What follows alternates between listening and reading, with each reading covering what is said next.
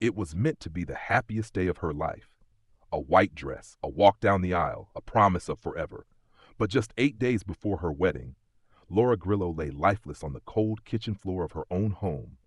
A single bullet to the head, the house in disarray, and a safe mysteriously emptied. At first glance, it appeared to be a robbery gone wrong, a tragic accident, a case of being in the wrong place at the wrong time. But something was off. Her fiancé, the man who should have been shattered by grief, barely shed a tear, his voice steady, his face unreadable. And then, a chilling discovery. Why didn't he grieve? Who were the men lurking in the shadows of Laura's final days? And what single clue would unravel a murder so carefully planned that it almost went unnoticed? This is the story of betrayal, a story of greed, deception, and a contract signed in blood. Laura Grillo was a woman who lived for those she loved. A mother of 3, a devoted sister, a soon-to-be wife. Her world was built on the simple joys of family, the laughter of her children, the warmth of a home she worked tirelessly to maintain. She had spent months planning for a future she believed was within reach, counting down the days until she would say, "I do." The wedding was meant to be a celebration of love, a fresh start. Invitations had been sent, the dress had been chosen, flowers had been arranged, and yet there was something else, something unseen, pressing on her heart. A few close friends noticed it, a hesitation in her voice, a tiredness in her eyes. Had she confided in anyone, perhaps the events that followed could have been prevented. That November morning was like any other. Laura's home in Rolette, Texas was quiet. The children had left for school. Her fiancé, John Makris, had departed for work. And inside, Laura was alone. She had likely moved through her daily routine with the same sense of purpose she always carried. Perhaps she made herself coffee. Perhaps she stood for a moment in her kitchen, looking out the window, unaware that in mere moments, her life would be stolen away. And then silence. It would be her brother who found her first. He had been in his room, unaware of what had just occurred. When he stepped out into the kitchen, the sight before him was one he would never forget. Laura motionless on the floor, a single gunshot wound to the head. The 911 call was placed, the operator's voice steady, guiding through the panic. Officers arrived within minutes, stepping cautiously into the scene. The house was undisturbed, apart from the master bedroom, where drawers had been pulled open, their contents strewn across the floor. A safe left open. A robbery, they thought, a break-in gone wrong. But there was no shattered glass, no forced entry, no sign of a struggle. The officers examined the scene more closely. The shell casing, .45 caliber, lay near her body. A neighbor had reported hearing nothing unusual, and Laura's brother, though inside the home, had heard nothing at all. The investigators turned their attention to the people closest to her, the man she was set to marry, the father figure to her children, John Makris. His reaction was subdued. His voice was level. He had an alibi, and yet something was missing, something essential, emotion. Officers noted it, though they said nothing at the time. They asked their questions, they took his statements. He recounted his morning, where he had gone, who he had seen. It all checked out.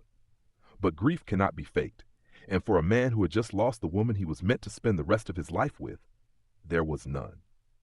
Still, the case was without a lead.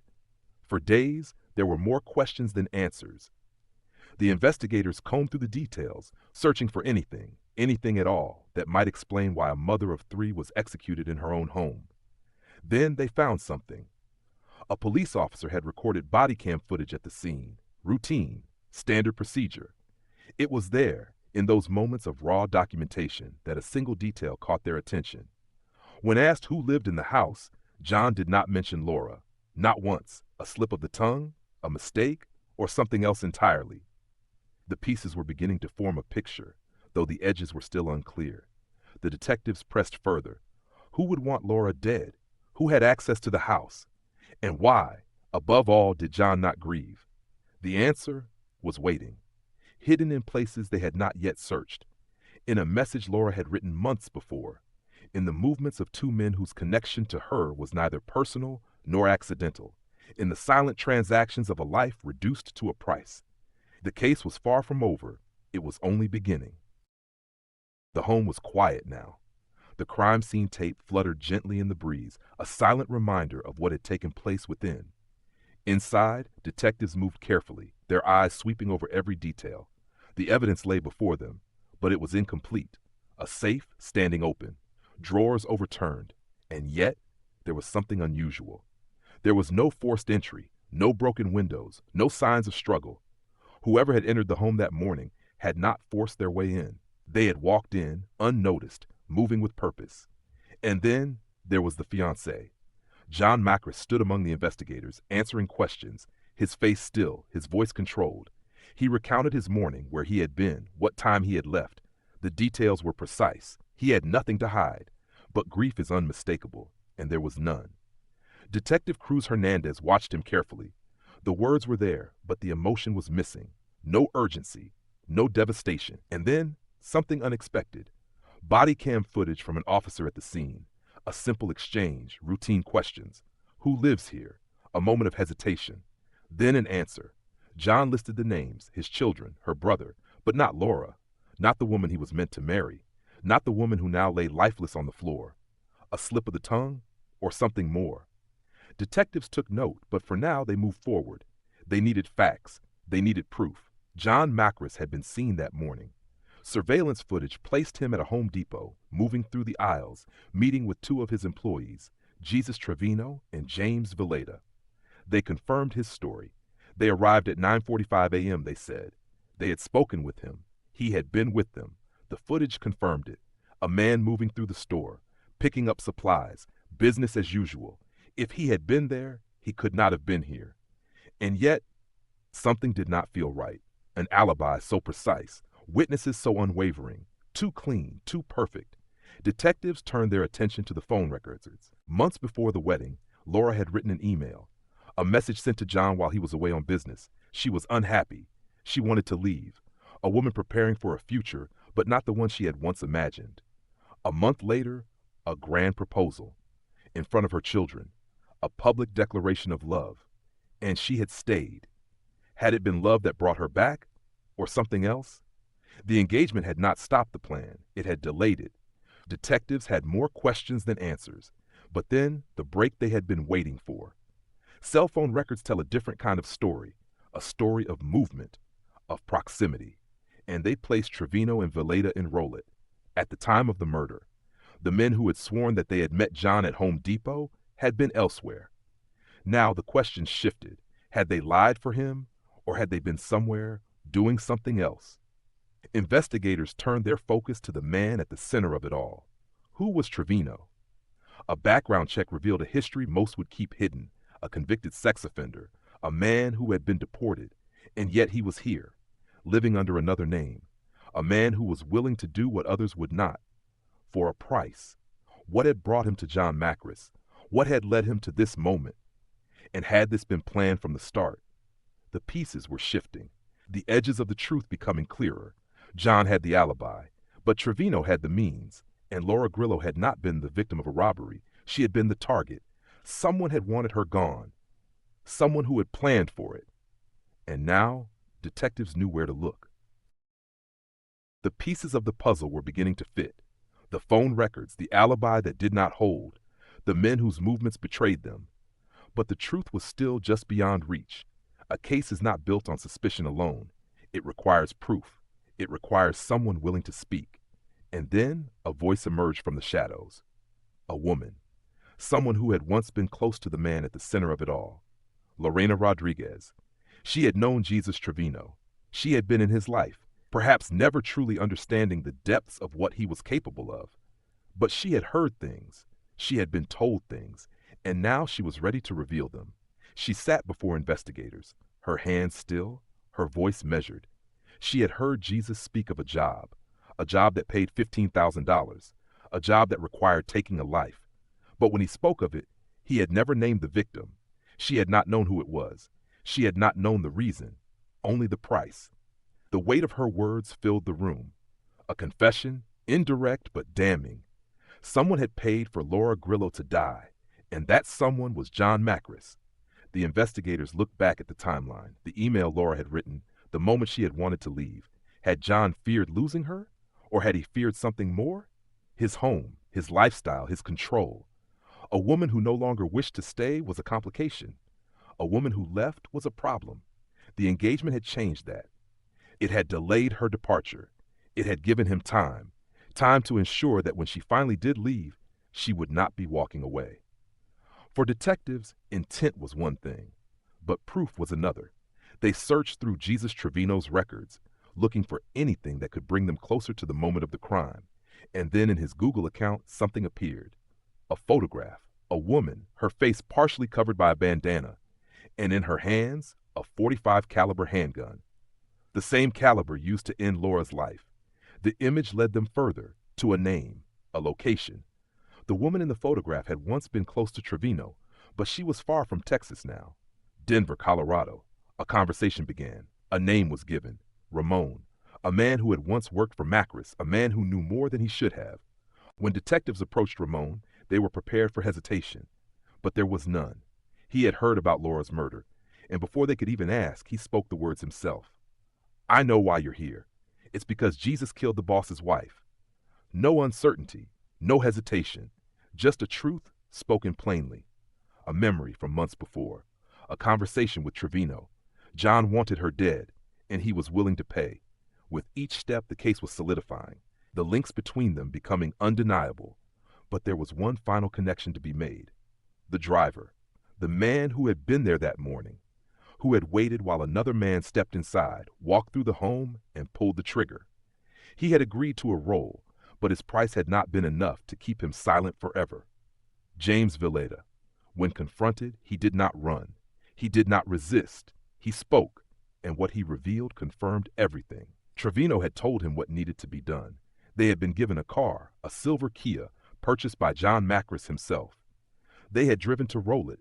They had waited. Trevino had entered the home using the security code John had given him. And when Laura stepped inside, unaware that she had just walked into a death sentence, he raised the gun, a single shot. The safe had already been emptied, a staged robbery, an attempt to mislead. And then they had fled. The car, abandoned. The gun, discarded in a dumpster in Dallas. The clothing, thrown from the window as they drove away. The puzzle was complete. Laura Grillo's murder had not been a random act of violence. It had been arranged step by step, by a man who was meant to love her, by a man who had stood among the grieving, wearing a mask of sorrow that had never been real. John Makris had orchestrated it all, and now there was nowhere left to hide. The investigation had reached its pinnacle. The truth, once obscured by layers of lies, had emerged, unwavering, undeniable. The intricate web of deception spun by John Makris and Jesus Trevino had unraveled, revealing a chilling tale of murder for hire, betrayal, and the cold, calculating nature of greed. But while the evidence against them was irrefutable, the most crucial step remained, bringing the perpetrators to justice. The FBI, along with the assistance of ICE, launched a manhunt. Jesus Trevino had vanished, slipping through the cracks in the system, hiding in plain sight. A man who had once been deported, who had lived a life of secrecy and evasion, was now a fugitive. The trail was cold, but not impossible to follow. Trevino, however, had underestimated the persistence of those chasing him. It wasn't long before investigators traced his movements to Florida. He had been hiding in a small, unassuming corner of the state, his life reduced to a shadow of what it had once been. It was there, in the quiet town of Clearwater, that the FBI finally caught up with him. The arrest was swift. The man who had been at the center of Laura Grillo's tragic death was now in custody. At the same time, John Makris, once the grieving fiancé, was arrested at his home in Rolett. The two men, both responsible for taking a life, for turning a wedding day into a funeral, were now facing the full weight of the law. The gravity of the situation was not lost on those involved. Makris and Trevino, despite their earlier confidence, now faced the reality of their actions. The courtroom awaited them. The world would watch as the truth was laid bare. But there was still the matter of the getaway driver, James Villeda, the man who had driven Trevino to the crime scene, the man who had been there, had seen it all unfold, yet remained silent for so long. Villeda had been arrested on an unrelated drug charge, but now his role in the murder was clear. His involvement, though not as direct as Makris or Trevino, made him complicit in the crime. Yet faced with the weight of his actions, Villeda made a decision. He would testify. In exchange for a reduced sentence, Villeda agreed to turn on his co-conspirators, revealing the full extent of the murder-for-hire plot. His testimony became the linchpin in the case, connecting the dots between Makris, Trevino, and the cold-blooded execution of Laura Grillo. And so the stage was set. The men who had orchestrated Laura's death, the men who had planned it down to the smallest detail, were about to face the consequences of their actions. The courtroom was packed. Spectators filled the benches, eager to witness the trial of two men whose actions had captured the attention of the nation. At the center of it all stood John Makris, his once confident demeanor now replaced by a cold-hardened resolve. The man who had so brazenly lied, so convincingly hidden his guilt, now faced the consequences of his deception. Across from him sat Jesus Trevino, his face a mask of indifference. The man who had been hired to kill, who had carried out the unthinkable act, now had nothing to say. The trial was not one of innocence. It was a matter of proving guilt. The prosecution laid out its case. The evidence was overwhelming. The photographs of Trevino with the gun, the digital records, the testimony of those involved. Villeda's words, spoken in exchange for a lesser sentence, were damning. The plot had been set in motion long before the morning of November 13, 2015. It had been carefully planned, carefully executed. John Makris had wanted his fiancée dead, and for a price, he had found a man willing to do the unthinkable. The trial unfolded like a slow, deliberate march towards justice. With each piece of evidence presented, the case against Makris and Trevino grew stronger. The defense tried to cast doubt, but the facts were too clear. The conspiracy had been exposed. There was no turning back. Finally, the moment arrived. The jury had deliberated. The decision was in their hands. The judge called the courtroom to order, and the room fell silent. The verdict was read. Guilty. Both John Makris and Jesus Trevino were found guilty of capital murder, their fate sealed by the evidence and the testimony that had come to light. Makris sat motionless, his eyes fixed on the floor, his hands clasped together as though holding on to something, perhaps a final shred of hope, perhaps the weight of his guilt. His actions had cost him everything, his freedom, his future. Trevino, too, showed no sign of emotion. The man who had killed for money, whose life had been a series of calculated decisions, now had nothing left but the prison walls that would confine him. The sentences were read. Life in prison without the possibility of parole. For both men, the verdict was final.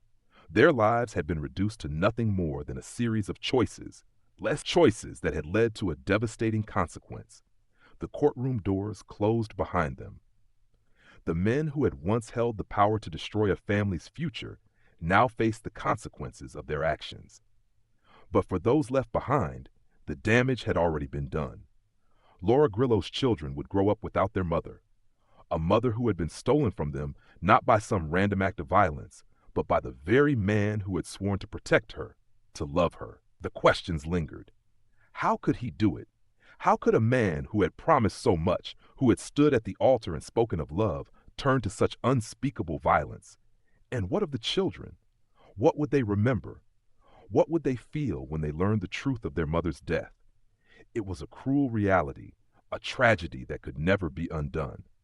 As the final gavel struck, the story of Laura Grillo's murder came to an end, but the scars left behind would endure for a lifetime. Laura Grillo had spent months planning for a wedding that would never come. The dress had been chosen.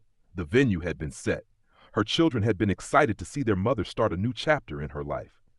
Instead of walking down the aisle in a white dress, she was buried in one. A mother, a sister, a daughter, taken, not by fate, not by chance, but by a deliberate act of cruelty. Not by a stranger, but by the very man who had stood beside her, the man she had once trusted, the man who had promised a life together. Laura Grillo's story is one of betrayal, of trust turned into a weapon, of love manipulated into a motive. It is the story of a woman who wanted to escape, but whose freedom was stolen from her before she ever had the chance to leave. Her 3 children, once innocent to the complexities of the world, were left without a mother. They would never again feel her embrace, never hear her voice calling them in for dinner, never see her waiting at the school gate with a smile. The memories of her laughter, her warmth, her presence, all that remained was the past. What do children remember when tragedy tears their world apart? Do they recall their mother's voice in the morning? The way she hugged them when they were scared? The way she tucked them into bed at night, whispering promises that tomorrow would always come? For Laura's children, tomorrow came, but not in the way it was supposed to. Instead of seeing their mother prepare for her wedding, they watched as strangers in uniform carried her away. Instead of laughter in their home, there was silence. Instead of celebrations, there was mourning. As they grew older, the truth would not be something hidden from them. They would learn, piece by piece, what had happened. They would come to understand that their mother had been taken, not by accident, not by a force of nature, but by a choice, a decision made in cold calculation. How do you explain to a child that their mother was murdered? That the man who was supposed to care for her, the man who had sat at their dinner table, who had shared in their lives, was the very one who had signed her death warrant? Do they grow up with anger, with sadness, with questions that have no answers? Perhaps, with time, they found a way forward. Perhaps, even through the pain, they held on to the love their mother gave them. But one truth remains. Laura should have been here. She should have watched her children grow. She should have had the chance to celebrate birthdays, graduations, weddings of her own children. Instead, she is a memory, a name spoken in past tense, and all because one man decided she was worth more to him, gone than she was alive. But Laura Grillo is not just a name in a case file. She was a person, a mother, a sister, a daughter, and she deserved more. Her story is not just a tragedy. It is a warning. If you or someone you know is in a controlling or dangerous relationship, get help before it is too late. There are people who can help, people who will listen. No one should have their choices stolen from them. No one should live in fear of the person who claims to love them. If you found this case shocking, hit that like button so more people see this story. And don't forget to subscribe for more true crime stories every week.